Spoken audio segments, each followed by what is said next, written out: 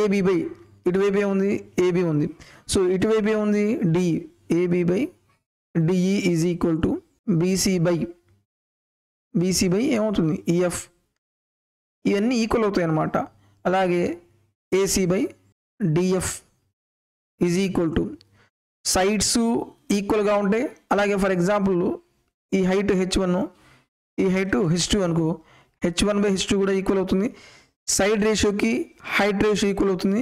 అలాగే పెరిమీటర్ ఉంటే పెరిమీటర్ కూడా ఈక్వల్గా ఉంటాయి.